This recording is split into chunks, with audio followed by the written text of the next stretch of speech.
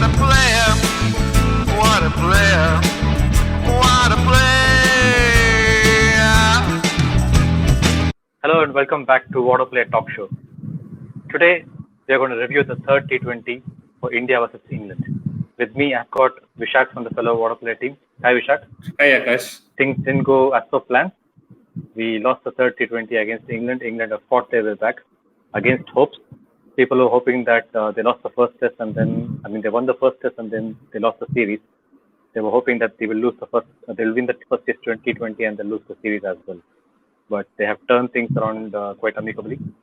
They won the third T20. And to top it off, it is Eoin Morgan's 100th T20. So the cherry on the cake for Eoin Morgan. Yeah, England are a better white ball side than they are the red ball side. They have a very formidable side in the white ball format, and they have very good champion players like Eoin Morgan, Ben Stokes, Jos Buttler, who are champions in the white ball format. So they are pretty formidable. Without reason, they are not the number one side in T20, and number one, they are also the world champions in the 50 overs. So they are pretty formidable side when it comes to the white ball format.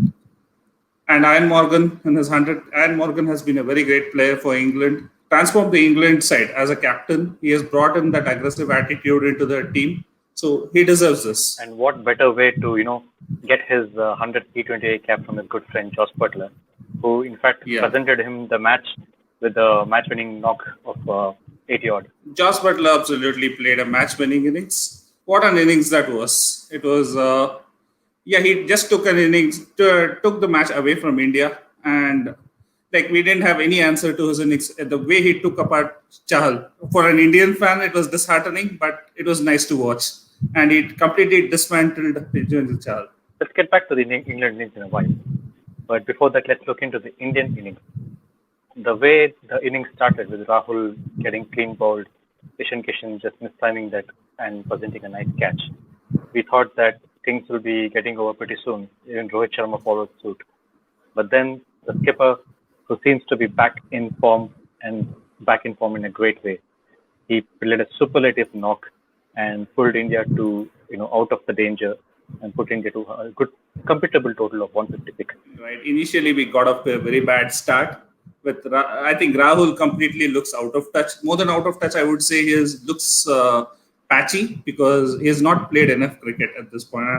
I think the last he played cricket was in Australia in the T20 Is. After that, he has not played any cricket. Feel that rather than keeping him in the bench throughout the Test series, they would have allowed him to play the Vijay Hazare Trophy. He would have got much match practice and he would have been better served here. We got off to a bad start. As we said, it was the lowest power play, the second lowest power play score being in the first T20I. And after that, Virat Kohli just took charge. As Dinesh Karthik already mentioned, he started like a Corolla and finished like a Ferrari. He started off slowly by picking up the singles and then completely exploded. He looked like the Virat Kohli of the old. It was an extremely superlative innings. Great to watch Virat Kohli in full flow. Hope he continues this way, into the IPL and also into the T20 World Cup. Rohit Sharma's comeback match didn't go as per his plan. Just one match, so he'll come back. He's a class 2. He's a very good player. He's a class player.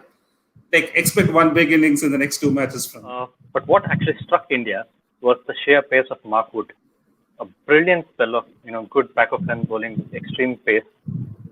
Hustling up the batsman.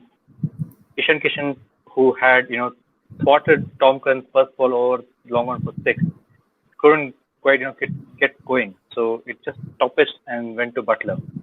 So Mark Wood's pace, I think, was the difference in this innings for India. He was hustling the batsman up with pace. Even I saw one of the balls with Virat Kohli hit for a 6.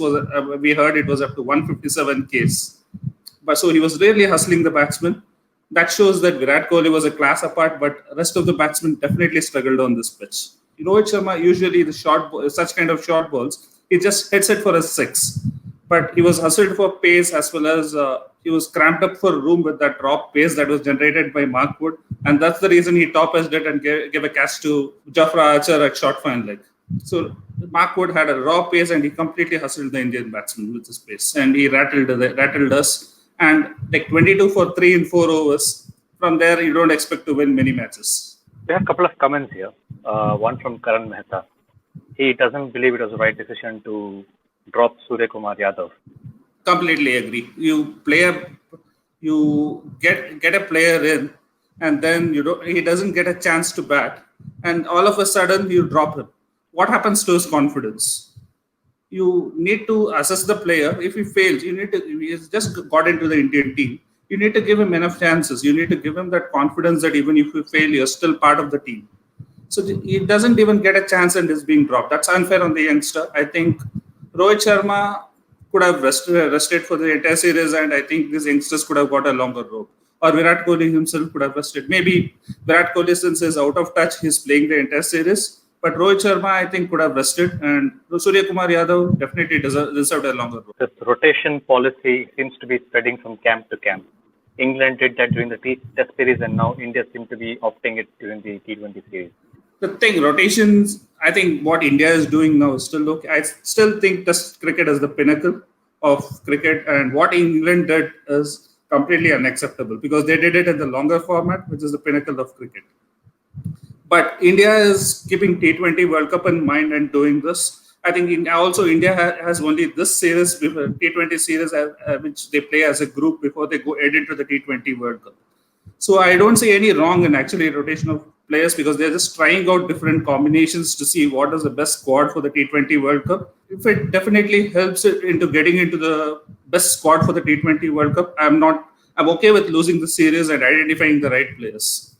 Coming back to the innings of India, we did lose 3 quick wickets, but then Rishabh Pant and Virat Kohli brought us back into the game.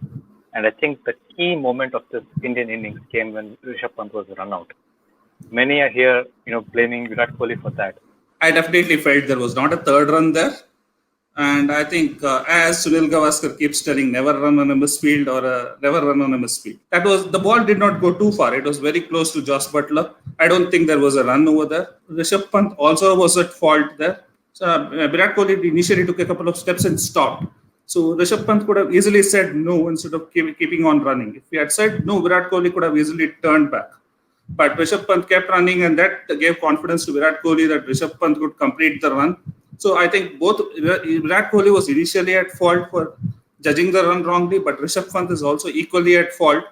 So that completely dismantled the Indian innings. Yeah. And then we ended up at 156 thanks to the brilliant finishing from Virat Kohli, the chase master, who is known to be the king. So moving on to the England innings, the chase was perfectly timed by Buttler.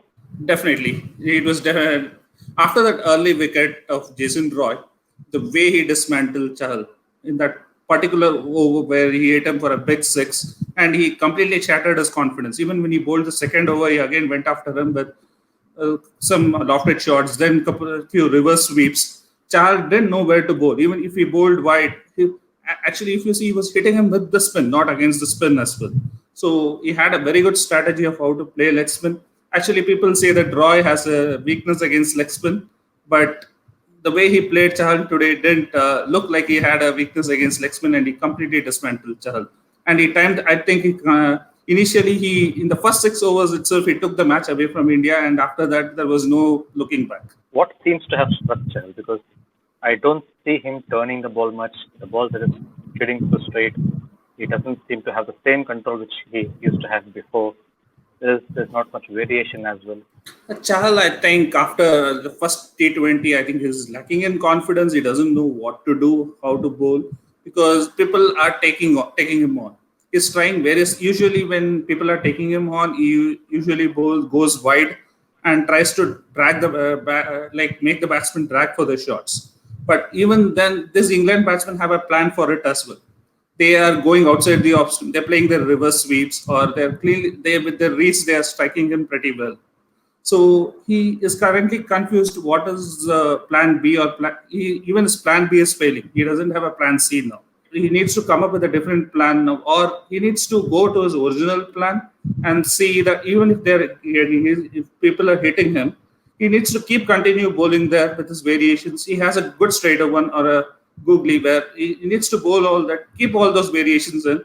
He should go back to the basics. His spin twin, though, it seems to have a good run going. Washington Sundar continues his good form with the ball, but again doesn't get a ball in the power play. Surprising? I don't understand that Virat Kohli's strategy. First match he didn't use him in the power play. Second match he uses him, and third match again he doesn't use him in the power play. You give him the ball in the eighth over. What he ends up with 4 overs, 1 for 26. And his speciality is bowling in the power play, keeping the runs under control. That's where your weakness is. You're leaking. You don't have a Bumrah or a Shami now. So your new ball bowlers, if you see, Bhuvneshwar is just coming back, and Shardul Thakur doesn't bowl that much with the new ball. If you had checked the statistics which are shown in the last match, in the first 6 overs, he has played 50 innings and picked up only 15 wickets. So how do you expect such a bowler to get wickets and have that control with the new ball? Washington Sundar has showed his credentials with the new ball. Kohli definitely missed a trick there, and he had to give the new ball to Washington Sundar, which could have exercised some control. And also, if you see that Washington Sundar has had some kind of put over Jason Roy and Jos Buttler as well. Butler's co-partner in crime, Johnny Bairstow, seems to be having a good T20 series after a very bad Test match series. I was pretty surprised, first of all, seeing him in the Test side. I don't think he has done much to earn a recall in the Test side, but his ODI, he has been a pretty consistent and good player in the white ball format for England. So I'm not surprised with this actually good run with the bat, and I expect it to continue in the ODI series as well. Many predicted this to happen, isn't it? I mean, India, England, tough competitors. They predicted 4-1 for England. They predicted 3-2 for England. And this seems to be going down the wire to the fifth T20. The predictions for the next match, do you see India fighting back? The series completely looks like win the toss, win the match. So it all depends on whether Kohli wins the toss the next match. And I think Rohit Sharma is due for a big score. So I hope Kohli wins the toss, India chase, and Rohit Sharma then dismantles the England bowling. If that happens, I see India coming back. But I don't see India winning the series here because England are too good. I see England winning the series at least 3-2. But I expect India to come back hard in the next match. And the man of the match, according to you, would it be Mark Wood or would it be Jos Buttler? There are varied views on this. Yeah, that is a debatable choice. If I was a dedicator, I would have definitely given it to Mark Wood because he dismantled India in the first 6 overs. He did not allow India to get through to a good start. So usually India's strategy has been go hard from ball one. He did not allow that to happen with the sheer pace by rocking India with those quick wickets of Rahul and Rohit. And India had to rebuild after losing those 3 wickets. Even Kohli could not play his natural game. Mark Wood would have been the right choice for the man of the match, but it was a pretty good innings from Jos Buttler as well. He killed the match in the first 6 overs. But definitely Mark Wood... Yeah, definitely for India's sake, they would hope that Mark Wood does not repeat this performance and they do continue winning the fourth T20 here. So let's move on from the India-England T20 and moving on to the Afghanistan versus Zimbabwe T20, which starts tomorrow. With the three T20 series. Your views on this series? Who's going to come up strong? I think Afghanistan have a pretty good T20 side.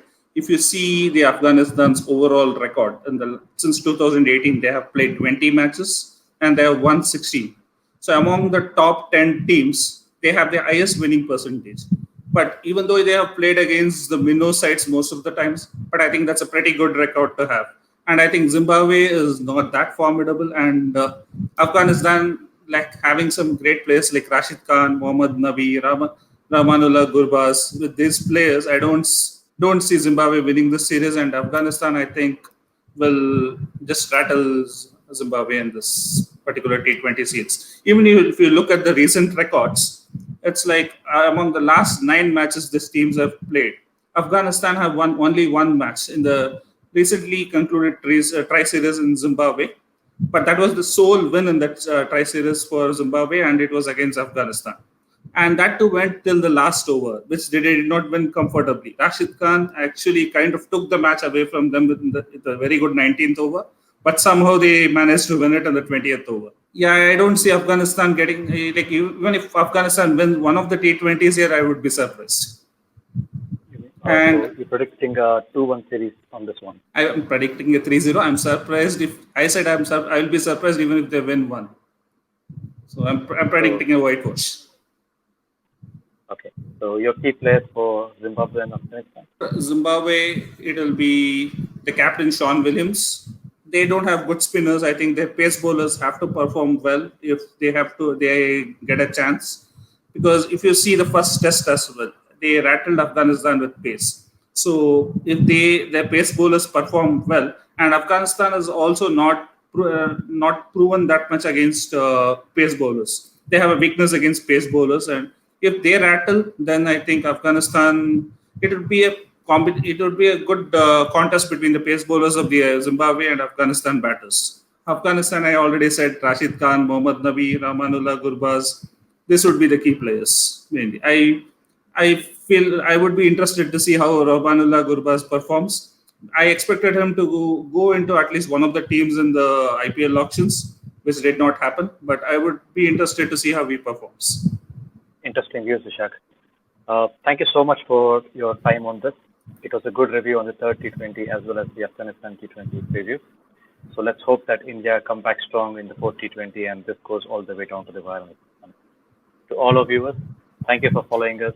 Please like and share our channel. See you soon. Thank you.